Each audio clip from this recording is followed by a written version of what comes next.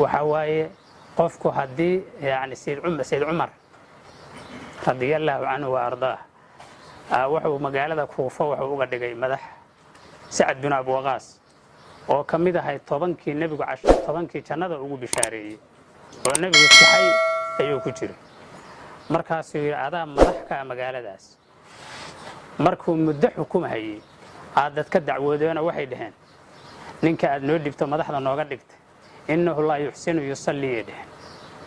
ya salaada hatta ma hagaaji kareede yani salaada ma duka yaqaanide markaas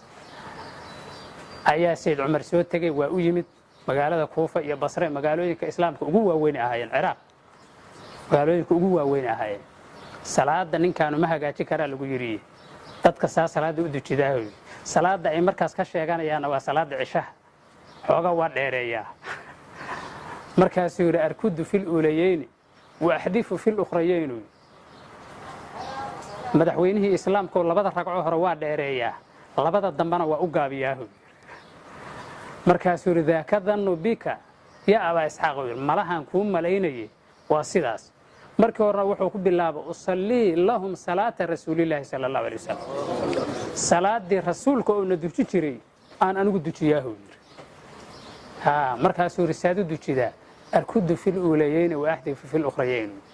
labada hore waa dheereeyaa oo markaan faatixada akhriyo suurad dheeran xoogaa ku dara labada dambana waa gaabiya oo suurad kuma daro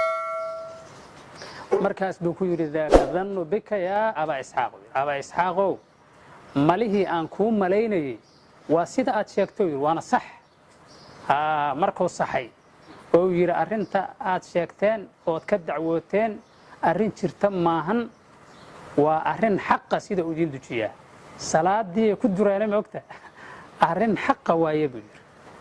markaas kadib ayuu wuxuu yiri inta jamaacad dira buu yiri meelaha dadku tuuran yihiin iyo masaajida taga waxaad soo weydiidaan ninkan sacada waxa uu dadkaas yani cadaalad darrada ku sameeyay soo weydiiyay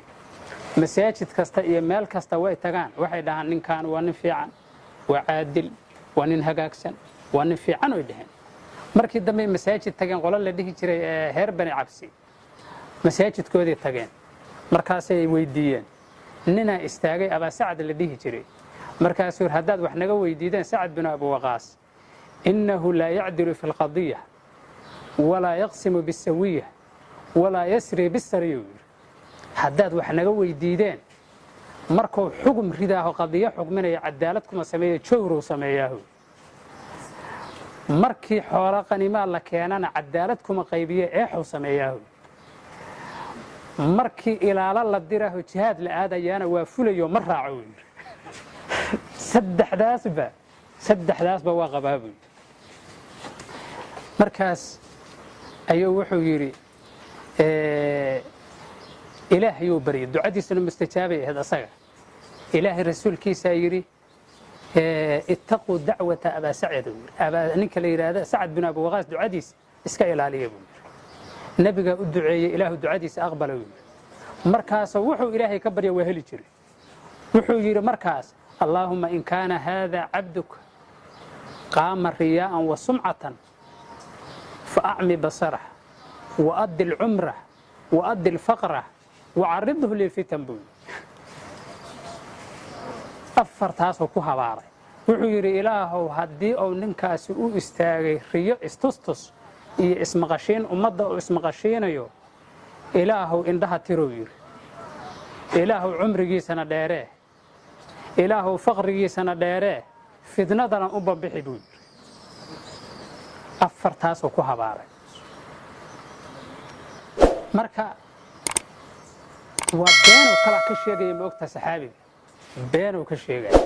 saxaabiga been ka sheegay markaas waa in dabeelay umrigiina waa loo dheereeyay markaas wajigaas haragiisu inta soo tagay oo afka soo daboola توجه هرجيسي صلى الله عليه وسلم أفكار دبال عمرجيسي ولا ديري إندهنا ولا ترى فقرنا ولا جرهدي فتنة دينا وأبن بحوض طريقه أنت فريست وإن دلائها أو مركو إسلامها صوت كذا مغلوب أنت كبودو سأطو جنايا وكبودية markaas warmaa maxay abaa sacado waxa ku haystaa hale markaasuu leeyahay ana shaykhun maftuunun asaabatnii dacwatu sacad dhahay waxaan ahaa nin sheekhoo duqa oo la fidneeyey habaarkii sacad bin abi waqaas ay haleelo dhahay marka qofku hadduu xataa cadaalad sameeyo waa laga sheeganayaa waa laga sheegtaa qofkii marka aan cadaalad samayn maxaad u malaynaysaa oo dadka hortooda iyagoo u jeeda ama eex ku sameeya ama joor ku sameeya dulmi ku sameeya maxaad u malaynaysaa